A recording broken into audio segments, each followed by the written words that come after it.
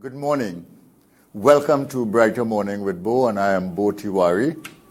And we have as our guest this morning Professor Wayne Ganpat, who is recently retired Dean of the Faculty of Agriculture. And since the budget paid so much attention to agriculture this year, we want to talk with him about the budgetary statement on agriculture and how he responds to those statements and those initiatives. And we'll have a general talk about agriculture in Trinidad and Tobago. Professor Ganpat, you there? I am. Good morning to you, Dr. Tiwari. Are you hearing me? Yes, I'm hearing you loud and clear. And we thank you for coming on the program. You've had a chance to look at what the Minister of Finance said about the agriculture in the budget? Yes, I follow the budget quite closely, the statement from the Minister of Finance. And I have several thoughts about them, which I'd like to share with you all. But the thoughts will only be more or less preliminary because, you know, Dr. Tiwari, we have to hear the details from the Minister of Agriculture. Yes. Yeah, when he speaks, yeah. What are your preliminary thoughts? Well, I was very excited last year. Last year we were in the throes of the pandemic and it was not rolling out. There were uncertain times. And we knew then that agriculture had to be top priority. We had to get food into the country or produced in the country. And the budget then spoke to a number of items that would have put us in a better place 1 year later.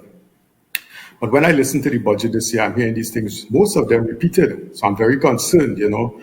We've heard about the stimulus package, the 500 stimulus package. We've heard about greenhouses. We heard about the Moruga plant. All these things we heard last year already.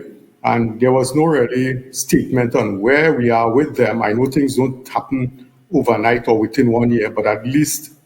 So that's what I'm saying. Probably we need to wait until the Minister of Agriculture details where these things have been, how much of the stimulus package has been spent and what it has been spent on, you know, and there was an additional 300 million allocated. Is it part of the 500? Nobody across the sector seems to know, Dr. Tiwari, because I'm hearing other commentators, and we all want to know because we all want to comment, and not a comment to criticize, just a comment to give our ideas going forward. No, I agree. Well, I mean, I think the first thing is clarity on that money. $500 million was allocated last year. We don't know how much, if any, has been spent and on what it has been spent. And I heard the Minister of Agriculture saying, after the budget was read, that they lost a lot of time in trying to do things because of COVID last year, but that they are very well prepared now in order to do certain things, etc., and they will utilize the 300. Now, I mean, that means either they haven't spent the 500 million or they have spent the $500 million on things that, in my estimation, have not made any difference. And, or that $500 now is now a savings on the last budget and they have now gotten $300 million instead this year to use for various things. And the Minister of Finance talks about projects that the Minister of Agriculture has, etc. And I heard the Minister of Agriculture talking about access roads and stuff like that, which the Minister mentioned. But, I mean, what we really, I mean, I'll be quite frank with you, you know, I'm so tired of this whole talk in agriculture. What we need is targets for production by product, all right? What it is you're growing and how much you're growing.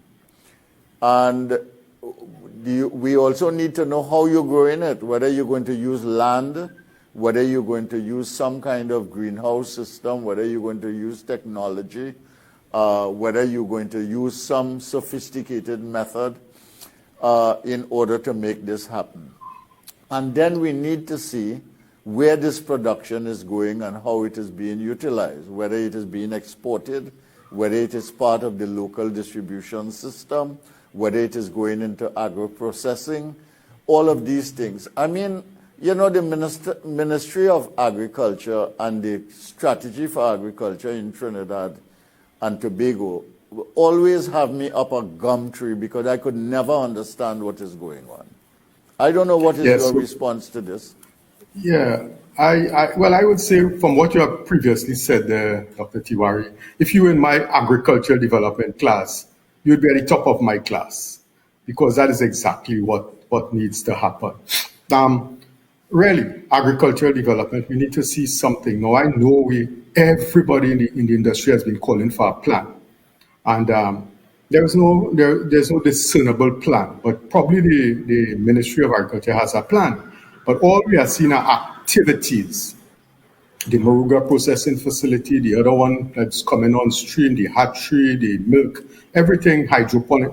They are all activities. To what end we don't They know. are activities and projects to spend money on, whether government money or private sector money, but we're not seeing the results. Right. Well, we're not seeing the results because we're not seeing how it's fitting into a plan. And like you rightly says, is it the plan? Is it for production? Is it production for local market? Is it production for exports? Is it production?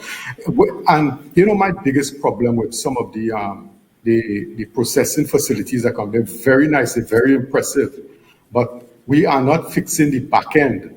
Where are the hundreds of farmers or the dozens or the scores of farmers who are going to produce the products for these processing facilities?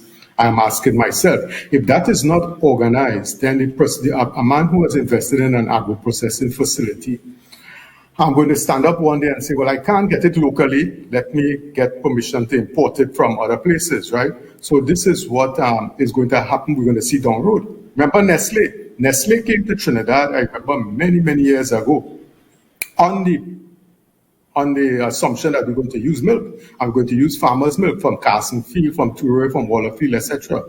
Now that milk has, for all reasons, the supply of milk is not sufficient. We import milk products, everything. So I figure we probably, if we don't fix the back end to get the supply into these processing plants organized, we're going to go down that route. I'm hearing about the parboiling plant. Very nice initiative. Farmers have been calling for a plant. But they have been calling for this plant based on local production, that the Nariva swamp is going to produce at least 25 to 30 to 40% of the rice we produce locally, so that farmers there get an opportunity in the Nariva. The Orupuch Basin was once a real productive rice basin. Can we get some of it going? So I am a bit concerned about some of those activities because we're not getting a clear idea of how things are organized and what are these activities. I read in the newspaper that some people are saying they're going to import the rice in paddy. They're going to import paddy rice, and then what's going to happen to farmers locally? And you know, I'm just very concerned that the money has been allocated. We don't know how it's been allocated. I think a lot of it I heard somewhere during the year was allocated to fixing the land tenure issue and getting it digitized and all this kind of thing. But he worked on that for 6 years. I was a member of parliament for 5 years, and I must have sent hundreds of farmers properly documented for land tenure issues when I was a member of parliament. I had Ramona Ramdial here on the former member for Couva North here on the program. She said she did the same.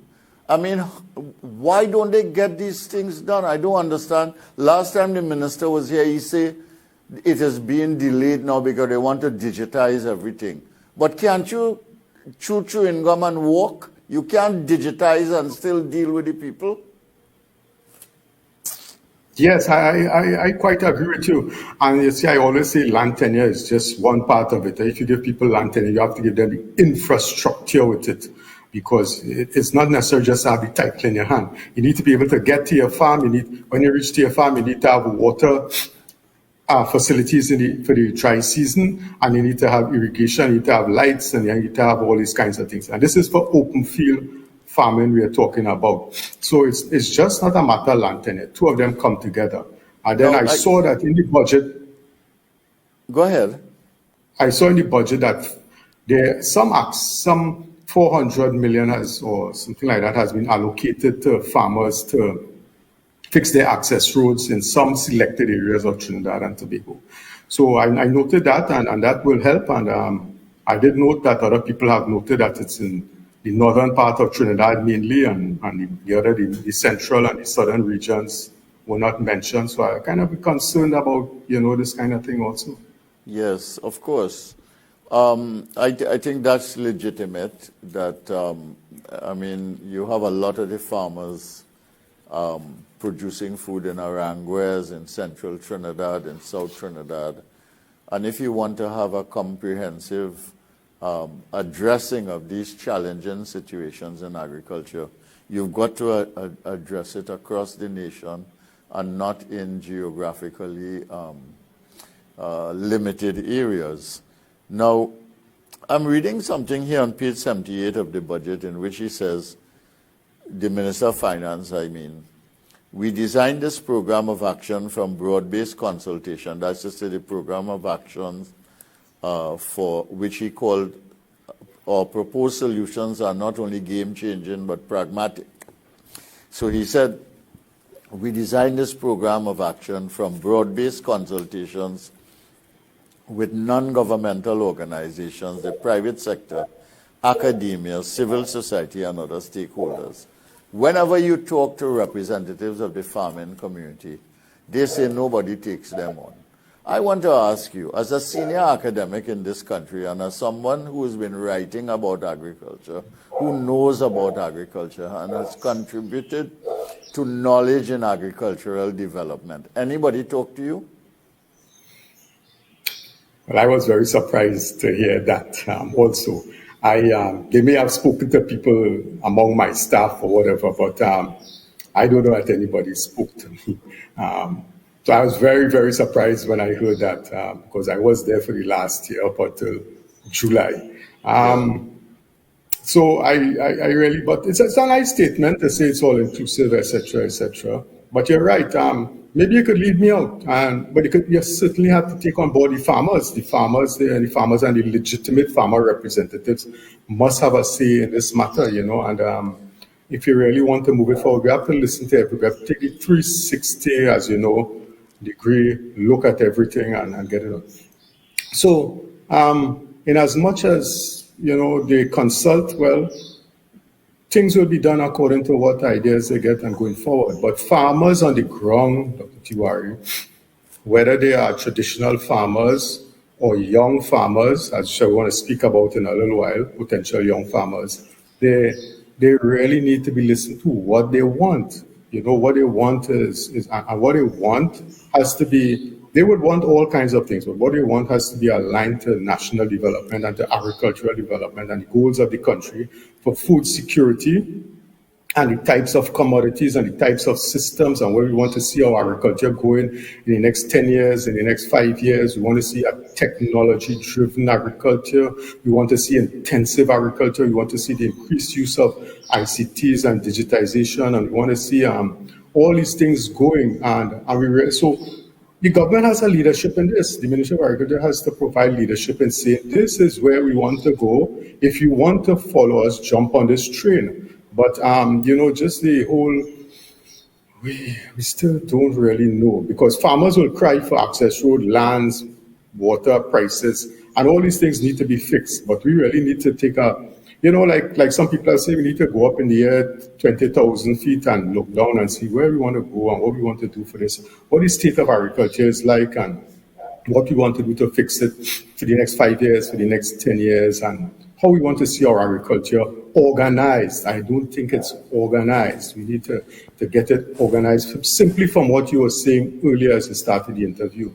What we're going to produce, what we're going to purchase, because food security is not just producing all your food, you also have to purchase. There are some things that we can't produce in Trinidad. But what are we going to produce? When are we going to produce it? How are we going to produce it?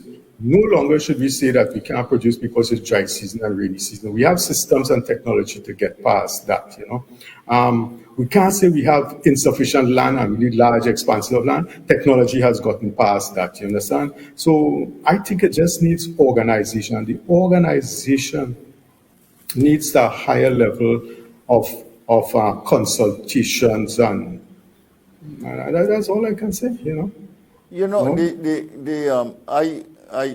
I mean, besides the basic things that you mentioned, the land tenure issues, the agricultural roads, the water, the drainage, the irrigation, all these basic things.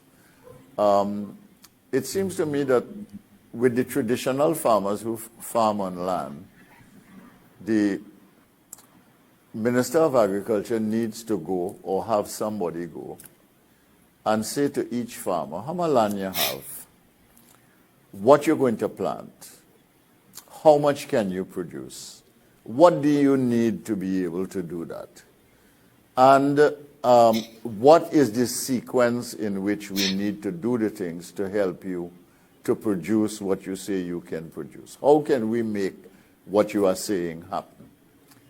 And it seems to me that you have to do that and multiply it all over. The second thing is that you have to have some kind of greenhouse strategy, don't you, for a lot of these things. And then there are technological interventions you can make in the greenhouse farming, depending on whether you're doing traditional greenhouse or you're doing vertical farming or whatever else you're doing. And then there are the temperature control things in which where the crops can grow according to climate does not matter. You simply create your own climate space and you then grow these things. Now you know about all of these things. Would you help me share with the country what has to be done in these 4 areas? Okay, so we really need to get, like you say, there's open land farming, and there's what we call protected agriculture farming. Protected, yes. Now, yes, protected agriculture. Now, so open land farming, there's some things you really can't do under greenhouses successfully. You can't do medium-term crops like pawpaw, soursop, pineapple, etc. They're not well suited to those kinds of things, cherries, etc. And West Indian cherry is something we should be promoting here because of it's loaded in vitamin C, and it could be the high concentration of vitamin C. Yeah. So all these things are for open land farming, and they need to be cultivated on 5 acres, or 10 acres or whatever it is in open land farming. Although saying that the Chinese do it under protected agriculture systems, so that they could do it all year round. But we have to organize these things. So across the country, how many farmers are going to be producing cassava?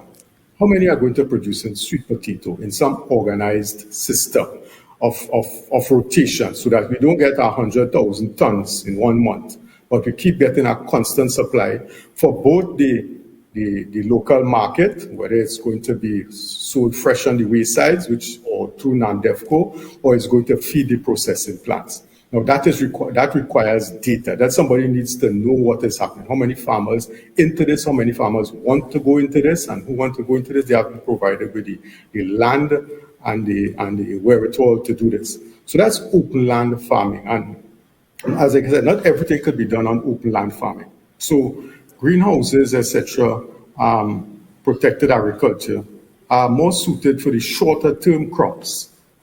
More vegetables and kinds of crops. So we need to probably, and a lot of land space is taken up growing these crops, and farmers do them very well. And perhaps that could continue because the fast food service industry seems to be taking up a lot of these vegetables. And as things open up, they're going to be requiring more. But the greenhouse and system, the protected agriculture system, vary. You have from shade houses in which you can grow a number of crops. You have the fully enclosed systems that you control most of the environment. particularly the weather and the temperature, and you can grow a wide range of crops. And we also need to expand the range of crops that we grow now from, to include crops that are more nutrient dense so that our population gets better crops rather. We have a lot of sweet pepper, tomatoes, lettuce, etc. But there are other crops that are more nutrient dense. I think switchard comes to mind. There are other crops that we have been promoting that we really need to promote and get on the market so that apart from food, we're seeing about the nutrition of our people. So that is that system. But then we have conquered. So when I'm using the word conquered properly here because technology has given us the answers to a lot of things. We have conquered the environmental issue so that we have controlled environment systems. And we have done that successfully at the University of the West Indies. We have been growing strawberries and cherry tomatoes and things in a nice little, one little room, a 20 by 20 room, and the guy who is going it, he watches that, he controls that from his home, wherever his home is, he controls the temperature and the whatever it is, the nutrients, etc. We have the technology. But these things require a lot of investment. But the crops we would grow there would be not be tomato and lettuce and sweet pepper. We have to grow the crops. Like I see that probably the banned berries, I just slightly paid attention to it. Whatever the crops that we want, that we could substitute and do some import substitution. We could grow these things and we could control the environment. And if people want them, we grow them, we pay for them. So we have the technology, the smart technology to conquer this, the effects of rainfall and temperature, etc., so that we could farm all year round. But it needs to be organized, Where are these greenhouses that across the country strategically, not the one promised by the government, where are all the greenhouses? What are they producing? How can they be best organized so that some produce this type of crop, some produce the other, and we know that they go into this market and that market, some go into the fresh market, some go into the semi-processed and into the supermarkets, etc. All these things need to be organized. And then we need to speak about the whole issue of while that's traditional, we need to get young farmers into the system. So I'll pause a little bit to hear your comment on that.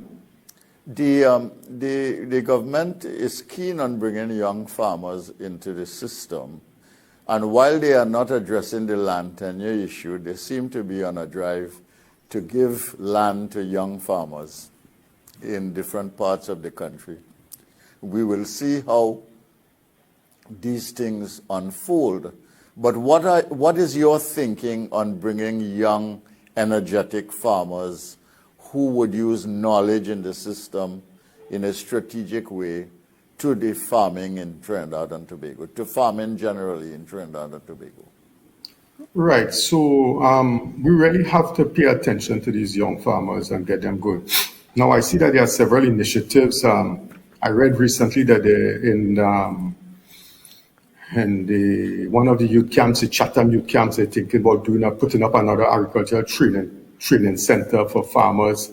And I watch all these things and I kind of like, because training is not the answer. Training is not the solution at all. They really is the empowerment of young people. They need the resources. They need a piece of land, or they need a greenhouse, or they need a shade house. If it's a simple shade house, which costs much less than a greenhouse, they need access to it, they need water. That's what they can do. The training they can get onto the training. They can build their capacity as they go forward. But we need these things. But don't you need to train them if you really want to train these people? Don't you need to train them as they do the crop so they learn on the job, so to speak, and therefore develop capacity when the next cycle of crops come? Well, I'm always it's train and practice. Exactly. But you see, it's only training. Most of the time, it's only training. I mean, the government has a farmers training center. They train hundreds of people per year for the last 20, 30 years. I was in charge of the farmers training center for one time. Most people come take the course, and they're at the end of the course, they're asking, "Sir, where I could get a piece of land?" So you think you're going to help me apply for this? I can't help you with that. Training is training. You really need to. If you give me a sheet house, you give me training and you give me a sheet house and you say, put me there and I will learn on the job. Every traditional farmer in Trinidad and Tobago didn't do it well at the beginning. They do it after years of experience, and so too will young people. But they must get into the shade house, maybe then into a fully enclosed greenhouse. Maybe they might be excited enough to get into a controlled environmental system. Dr. Tiwari, what about if we were to give each one of them a 20-foot container that has been outfitted as a control environment system and say, this is it. Now, I'm going to give it to you if you participate in this training successfully. And I'm going to hold you accountable for the things that you're going to produce here. You're not going to produce what you want. You're going to produce what the country needs. And if we could give out these 40-foot containers, that 20 or 40 feet containers that you don't need any land for. You could put it up behind your home. You need an electrical connection. You need a water connection. And that is what you need. And then you need to get your smartphone. That's all that you require to get this system going. Well, that technology is here now, and people in the private sector are doing it. And some private sector people here in Trinidad and Tobago have containers in other islands in the Caribbean. Some of them are controlled by the farmer who is managing the container. And in some cases, the farmer has just asked the company to manage it from their own phones from here in Trinidad and Tobago. You know, all of that is now possible with the technology. You have a completely controlled environment. Everything is done, the climate control, the amount of water, the nutrients in the system, etc. Yes. And you have the production system. Right. So the last time we spoke, I wanted us to speak up. I spoke about scope. So that, Dr. Tiwari, it can't be that you give 2 containers or 10 containers. You know, if you want production, you have to at least, you know, I won't call a number, but it has to be a high number. You know, if we really want to move production forward, our greenhouses, we need banks of greenhouses all across the country. Now, in the budget, last year, I was excited because we heard that there were going to be several banks of greenhouses across the country. Now, as you rightly said, the minister said COVID, whatever it is, presented. But in this budget, I heard about one in St. Joseph. And I say, well, what happened to all the rest? And even the rest wasn't significant enough to really get agriculture going. You need from where we are to produce food for ourselves, to produce food for the export market. We need a lot of these things, these production systems across the country. Now, they don't need to be all rolled out in one year, but we need to see that they're being rolled out, you know, across the country. Lots of it. Land has to be made available, large expanses of land. Tenure and all these kind of, you know, people, you know, our system is just a little bit, you know, and it's really not going to get us too far with the little activities. Now, the large activities are very well there. I wouldn't discredit them at all. The hatchery, the milk production part of it, all this kind of thing, they're very good at the higher level. But the basic level of production, we need to get production organized at the scope we wanted and well fed into a value-added system, or fed into the local market, or fed into the export market. So this needs to be organized. Like I'm saying, agriculture, we need to organize, we need a plan. And well, we probably won't get a plan, but we need to at least somebody to articulate to us how all these things fit into it. Yeah. You think the government has a problem of creating the conditions in which the agricultural sector can benefit from free entrepreneurial activity, fairly independent, etc., and they would rather have the farmers and the people in agriculture dependent on the state. You think that is a problem? Well, I don't know if it's a problem. I don't know if it's what we really want. I don't know if that's part of our culture. I mean, we need to really produce food. We need to have our farmers. And remember, it's not just those farmers. They're estimated between, I don't know, the number says between 15 to 20,000 farmers in Trinidad. But the amount of people that depend on farming for their livelihoods, you know, it's quite significant. It's probably well into a few 100,000 people think about all the farm families, etc. So really, they need to be a significant part. And a lot of them are in rural areas, and we need to see after these rural people, the more vulnerable people, and get them out of organize. They need help in organizing the agriculture. So rather, get them involved in having a say in how agriculture should go forward, and get them actively involved in it. Other people getting into it, entrepreneurs, entrepreneurial spirit, yes, that is okay. We need some of that. So it's a little mix, but we really need to get these agriculture. All right, we're going to have to close now because we're coming to the end of the half hour, and I'm going to give you the last word on this. Is there anything you'd like to close on and say, given what you know now of the budget, given what you know about agriculture, given what you know about knowledge in agriculture, given what you know about Trinidad and Tobago, what would be your closing statement at this point? Right. So I would think the Ministry of Agriculture, they really need to take some people into their confidence and let us know, other people have good ideas, and it's not necessarily to criticize the government, but really if we take the attitude that we want to help and we want to put forward ideas, I know when it bubbles to the top, there are political decisions. But certainly the political decision have to be governed by good, sound advice from the technocrats. And I count myself among the technocrats, among the farmer representatives, etc. So we really need to be taken on board a little more or more to be able to help move this agriculture forward. Yeah. Okay, well, I want to thank you very much, Professor Ganpat, for spending the time with me this morning. And I wish the government would, really, the knowledge sector is completely ignored, in my view, by the government. And in agriculture, that is so, and in other areas, it is so. And I want to thank you for your contribution, and I want to thank you for a discussion this morning. And I say to all viewers, have a brighter morning. This is Brighter Morning with Bo.